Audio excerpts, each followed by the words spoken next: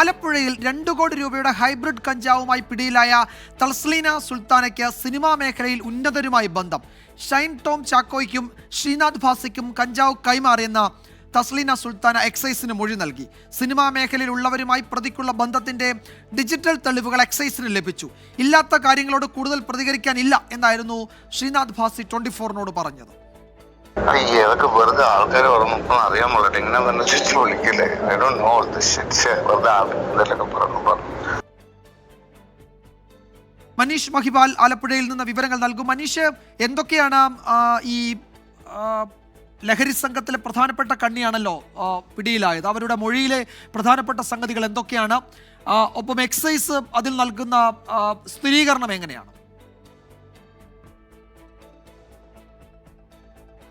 വിജയകുമാർ, ഈ കേസിലെ ഏറ്റവും പ്രത്യേകത ഇതിനു മുമ്പൊന്നും ഇവർ ലഹരിയുമായി പിടിയിലായിട്ടില്ല എന്നതാണ് ഏറ്റവും ശ്രദ്ധേയമായ കാര്യം. അതായത് സിനിമാ മേഖലയിലെ വീഡിയോ ചെയ്യുന്ന സമയത്ത് അത് തർജ്ജമ ചെയ്ത് മറ്റു ഭാഷകളിലേക്ക്, തമിഴിലേക്കും ഇംഗ്ലീഷിലൊക്കെ തന്നെ ആക്കുന്ന ജോലി ചെയ്യുന്ന ഒരാളെന്ന രീതിയിലാണ് എക്സൈസ് സംഘത്തിനോട് ഇവർ പറഞ്ഞിട്ടുള്ളത്. ഇവർ അന്വേഷണത്തിലും സിനിമാ മേഖലയുമായി ബന്ധപ്പെട്ട് അങ്ങനെ ചില സൈറ്റുകൾ ഇവർ പ്രവർത്തിച്ചിട്ടുമുണ്ട്. ഈ തസ്ലീന സുൽത്താന എന്ന് പറയുന്ന സ്ത്രീ അങ്ങനെ പ്രവർത്തിച്ചിട്ടുണ്ട്. ഇവർ ജനിച്ചത് ചെന്നൈയിലാണെങ്കിലും ഇപ്പോൾ താമസിക്കുന്നത് കണ്ണൂരാണ്. അങ്ങനെ പല സ്ഥലത്തും മാറി താമസിക്കുന്നു. ഇപ്പോൾ എറണാകുളത്തും അവർക്ക് വീടുണ്ട്, എറണാകുളത്തും വാടക വീടുണ്ട്, അവിടെയും താമസമുണ്ട്. അങ്ങനെ എറണാകുളത്തെയും ചെന്നൈയിലെയും ഹൈദരാബാദിലെയും ഒക്കെ തന്നെ സിനിമാ മേഖലയുമായി ബന്ധപ്പെട്ട് നിൽക്കുന്ന ഉന്നതരുമായി ഇവർക്ക് ബന്ധമുണ്ട് എന്ന് എക്സൈസിന് വ്യക്തമായ സൂചന ലഭിച്ചിട്ടുണ്ട്. ഇവരുടെ ഫോണിൽ നിന്നും അങ്ങനെ പ്രധാനപ്പെട്ട താരങ്ങളുമായി ഉള്ള സംഭാഷണങ്ങൾ, അല്ലെ അവരുമായിട്ടുള്ള വാട്സപ്പ് ചാറ്റിൻ്റെ വിശദാംശങ്ങൾ കിട്ടിയിട്ടുണ്ട്.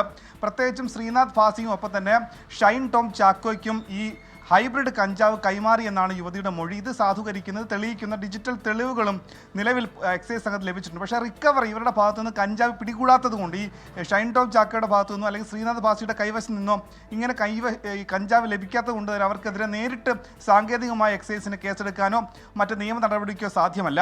പക്ഷേ ഇതുമായി ബന്ധപ്പെട്ട് ഇവർ എപ്പോഴാണ് കഞ്ചാവ് വാങ്ങിയത്, എത്ര രൂപയ്ക്കാണ് വാങ്ങിയത് അടക്കമുള്ള വിവരങ്ങൾ ലഭിച്ചതിൻ്റെ അടിസ്ഥാനത്തിൽ ഉള്ള അന്വേഷണം എക്സൈസ് സംഘം ആരംഭിച്ചിട്ടുണ്ട്. ഏകദേശം 2 കോടിയോളം രൂപ വില വരുന്നതാണ് ഈ ഹൈബ്രിഡ് കഞ്ചാവ്. സാധാരണ കഞ്ചാവിനേക്കാൾ 20 മടങ്ങോളം ലഹരിയുണ്ട്. MDMA-യേക്കാൾ അപകടകാരിയാണിത്. ഈ അഡ്വാൻസ് അടക്കം, അതായത് ഈ ആലപ്പുഴയിൽ ഹൈബ്രിഡ് കഞ്ചാവ് വേണം എന്നൊരാവശ്യക്കാരൻ പറഞ്ഞതനുസരിച്ച് എന്ന രീതിയിലാണ് ഇവരെ ഇവിടെ എത്തിച്ചത്. അതിന് അഡ്വാൻസ് അടക്കം എക്സൈസ് സംഘം ഇട്ടുകൊടുത്താണ് ഇവരെ കെണിയൊരുക്കിയാണ് ആലപ്പുഴയിലെ മാരാരിക്കുളത്തെ ഗാർഡർ എന്ന റിസോർട്ടിലേക്ക് ഇവരെ എത്തിച്ചതും കെണിയൊരുക്കി ഇവരെ അതിസാഹസികമായി പിടികൂടിയതും. ഇതിനു മുൻപ് പല ഓപ്പറേഷനും ഇവർ പല സ്ഥലങ്ങളിൽ വെച്ച് നടത്തിയിട്ടുണ്ടെങ്കിൽ ഇവരെ പിടികൂടാനൊന്നും എക്സൈസ് സംഘത്തിന് ലഭിച്ചിരുന്നില്ല.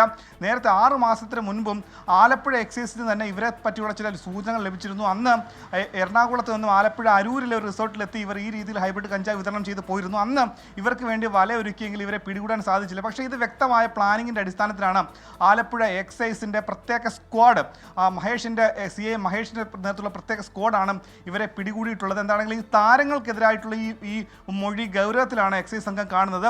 അതിൻ്റെ പേരിലുള്ള പരിശോധനയും അന്വേഷണവും ആരംഭിച്ചിട്ടുണ്ട്. പക്ഷേ ഇതുമായി താരങ്ങൾ സമ്മതിക്കുന്നില്ല, അല്ലെങ്കിൽ ഇങ്ങനെയുള്ളൊരു ആരോപണം നിഷേധിക്കുകയാണ്. ആരൊക്കെയോ കെട്ടിച്ചമയ്ക്കുന്ന ചില കാര്യങ്ങളാണ്, അങ്ങനെയുള്ള അടിസ്ഥാനരഹിതമാണ് മൊഴി എന്ന കാര്യമാണ് താരങ്ങൾ വ്യക്തമാക്കുന്നത്. പിടിയിലായ പ്രധാനപ്പെട്ട പ്രതി തസ്ലീന സുൽത്താന ചലച്ചിത്ര താരങ്ങൾക്കെതിരെ മൊഴി നൽകിയിട്ടുണ്ട് എന്ന് എക്സൈസ് ഉദ്യോഗസ്ഥർ സ്ഥിരീകരിക്കുകയും ചെയ്തിട്ടുണ്ട്. എക്സൈസ് ഉദ്യോഗസ്ഥരുടെ പ്രതികരണത്തിലേക്ക്.